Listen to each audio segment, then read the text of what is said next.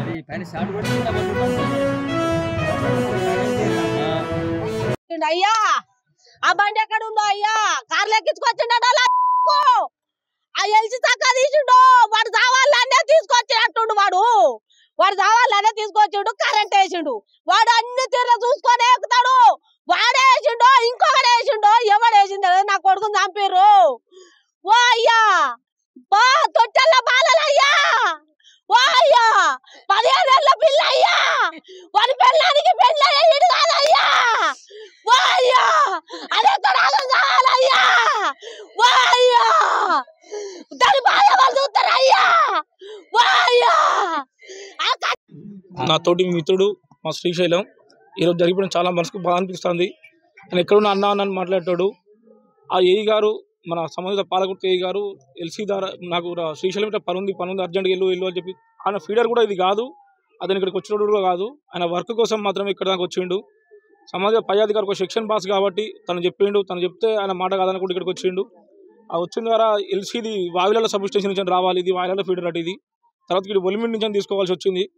ఆ ఒలిమిడి నుంచి తీసుకొచ్చి అది ఒక అధికారి ఉండి పై అధికారి ఆ ఎల్సీ తీసుకోకుండా కూడా అతను చెప్పొద్దు, తను చెప్పిండు. తగు ప్రాణనష్టం జరిగిపోయింది అక్కడ.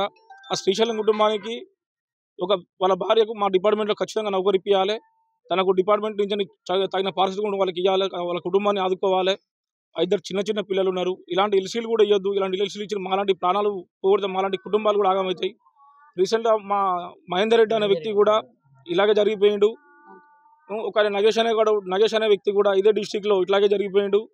ఇవన్నీ పోతుంటే పిట్టలు దాకా రాతున్నా కూడా డిపార్ట్మెంట్ అనేది మమ్మల్ని పట్టించుకోవట్లేదు. యాజమాన్యం కంపెనీ కూడా మమ్మల్ని అసలుకే పట్టించుకోవట్లేదు. తగు న్యాయం చేయాలని కూడా అందరినీ కూడా కోరుతున్నాము. ఆ ఏఈ గారు కూడా ఒక శ్రీశైలం కుటుంబాన్ని ఆదుకోవాల్సింది కూడా మీ ద్వారా, మీ మీడియా మిత్రుల ద్వారా వేడుకుంటున్నాను.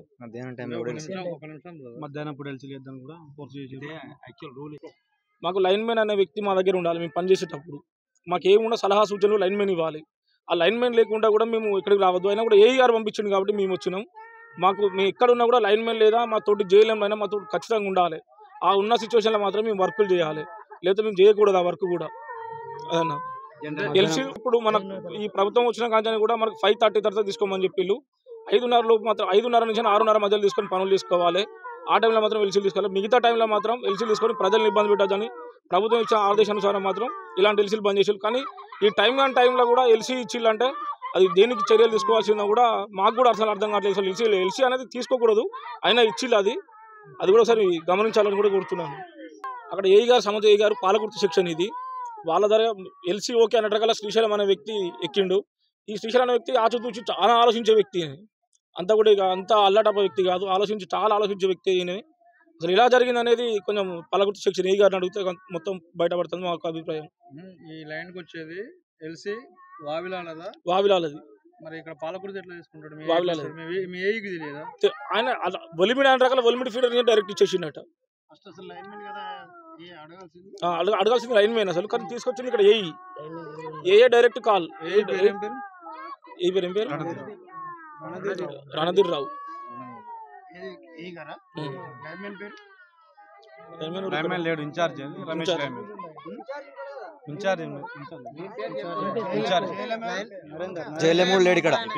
ఓనర్ ఉన్నాడు కదా, ఓనర్ ఖచ్చితంగా ఏదో ఒక విషయం తెలిసి ఉంటది ఖచ్చితంగా. ఆయన ఏం చెప్తాడు, ఆయన ప్లేస్ లా స్మైల్ ప్లేస్ అవపడతాంది. కనీసం ఒక బాధ రకంగా నేను తీసుకొచ్చిన ఇట్లా జరిగింది అని ఒక మా ముందట చెప్తే మేము వేరే తిరిగి ఆలోచించాం. కానీ ఎంత కోపం, ఎంత ఉద్రేకంగా ఉన్నామంటే కొడదామైన అయినా కూడా పోలీసు వాళ్ళు కూడా కొట్టనియాలి. ఏమైనా ఎస్ఐ పక్కకే ఉంటాడు. మరి ఎస్ఐకి ఏం పెట్టిండో తెలియదు. ఎస్ఐ పక్కకే ఉంటాడు. ఎస్ఐ పోలీసు వాళ్ళు అసలు కొట్టనిత్తలేరు, ఆయన దగ్గర పోనిత్తలేరు. మరి ఏం పెట్టిండో మరి తెలియదు.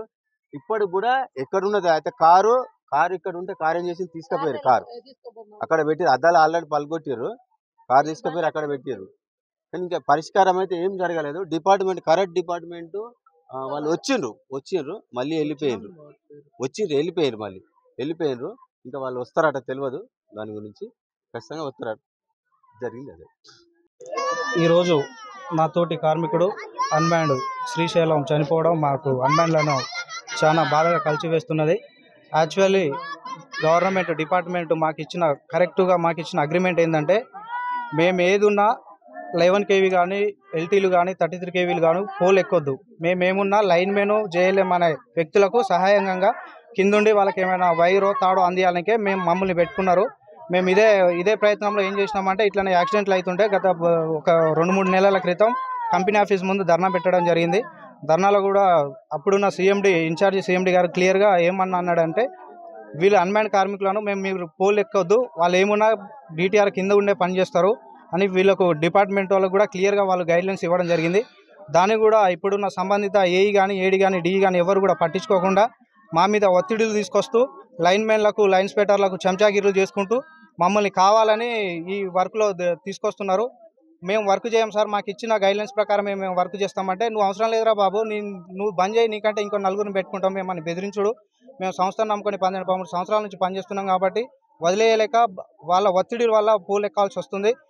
ఇటువంటి యాక్సిడెంట్లు జరిగినప్పుడు వాళ్ళు క్లియర్గా తప్పించుకోనికి ఏంటంటే ఎత్తుకర్రలు వాడినాం అంటున్నారు. యాక్చువల్గా మేము పోల్ ఎక్కొద్దు, నీ ఎత్తుకర్రలతో మాకేం పని, ఎత్తుకర్రలు ఉంటే ప్రాణాలు వస్తాయా, అది వాళ్ళకు కూడా తెలుసు, ఇంజనీర్లకు తెలుసు. మమ్మల్ని పని చేపేదని వాళ్ళకి క్లియర్గా గైడ్లైన్స్ ఉన్నాయి. అయినా కూడా ఇప్పుడు గత ప్రభుత్వం కాంగ్రెస్ ప్రభుత్వం వచ్చినప్పటి నుంచి 5:30 వరకు కన్స్యూమర్లను మనం 3 phase టైంలో డిస్టర్బ్ చేయదు, ఏదున్నా 5:30 తర్వాత ఇంక్లూడ్ ఏఈ పర్మిషన్తోనే మనం ఎల్సీలు తీసుకోవాలని ప్రభుత్వం క్లియర్గా చెప్పింది. అయినా కూడా ఇప్పుడున్న రాజకీయ నాయకుల ఇన్ఫ్లుయెన్స్ వాడి వాళ్ళు ఏఈలతోని వాళ్ళతోని ప్రెజర్ పెట్టుకుంటూ మమ్మల్ని మా శ్రీశైలం తోటి కార్మికుని ఈరోజు 1 గంటకి ఇక్కడికి పంపించడం జరిగింది. 3 phase టైంలో ఏఈ గారు ఎల్సీ ఇచ్చి, అది కూడా మావాడు అడిగిన ఫీడర్ కాకుండా మావాడు వావిలాలు అడిగితే వల్మిడి ఫీడర్ ఎల్సీ ఇచ్చి, ఏఈ కూడా యాక్చువల్గా ఏఈ కూడా కొత్తగా వచ్చిండు, ఆయన కూడా క్లియర్గా తెలియదు ఏ ఫీడర్ అనేది. మరి వాళ్ళ ఫోన్ సంభాషణ ఏం జరిగిందో తెలియదు. మొత్తానికైతే ప్రాణ నష్టం జరిగింది. దీనికి సంబంధిత ఏఈ బాధ్యుడు కాబట్టి మొత్తం అనేది ఇప్పుడున్న రాజకీయ నాయకుల ఒత్తిడి వాళ్ళు అధికారులకు చేయడం వల్ల, అధికారులు మమ్మల్ని ప్రెజర్ చేయడం వల్ల మాకైతే అధికారికంగా జరిగింది. దీనికి ఏదైనా అధికారులే బాధ్యులు కాబట్టి సంబంధిత ఏఈ దీనికి పూర్తి రెస్పాన్సిబిలిటీ తీసుకోవాలి. మా శ్రీశైలం కుటుంబానికి వాళ్ళ భార్య చిన్న వయసు కాబట్టి ఇద్దరు కొడుకో పాప ఉన్నది. చిన్న పాప నడవలేని పరిస్థితుల్లో చిన్న పాప ఉంది కాబట్టి ఆ కుటుంబానికి ఏఈ గారు ఇంక్లూడ్ సిఎండి కూడా దీన్ని చొరవగా తీసుకొని మా శ్రీశైలం కుటుంబానికి ప్రభుత్వ ఉద్యోగం ఇచ్చి అతని కుటుంబానికి 50 లక్షలు ఎక్స్గ్రే ఇవ్వాలని కోరుకుంటూ ఇప్పటికైనా సిఎండి గారు మేల్కోవాలి. ఎందుకంటే ఇటువంటి ప్రాణ నష్టాలు బాగా జరుగుతున్నాయి. అది వాళ్ళకు కూడా తెలుసు. ఏ జేఎల్ఎం కానీ లైన్మెన్ కానీ లైన్ స్పెటర్ కానీ ఎవడు కూడా పోలెక్కలేడు. ఒక్కొక్కరికి 3-4 లక్షల జీతాలు ఇంట్లో పండుకుంటూ ఒక్కొక్కడు ఫోన్ల మీద పైరోలు దింగుతున్నాడు. కాబట్టి ఇప్పటికైనా మాకు న్యాయం జరగాలని మేము గత నెల రోజుల క్రితం మన క్యూన్యూస్ టీన్మార్ మల్లన్న కూడా పోవడం జరిగింది. మల్లన్న కూడా దీని మీద డిస్కస్ చేసిండు. ఆ రోజు మల్లన్న లేకుండా సుదర్శన్ అన్న శ్యామన్న ఇద్దరు డిస్కస్ చేసారు. మేము ఏదైనా మీకు న్యాయం చేస్తామని చెప్పడం జరిగింది. అయినా కూడా ఇప్పటి వరకు ఆ ప్రభుత్వం మమ్మల్ని పట్టించుకుంటలేదు. కనీసం ఇప్పటికైనా ప్రభుత్వం మేల్కొని మాకు న్యాయం చేయాలని మేము కోరుకుంటున్నాం.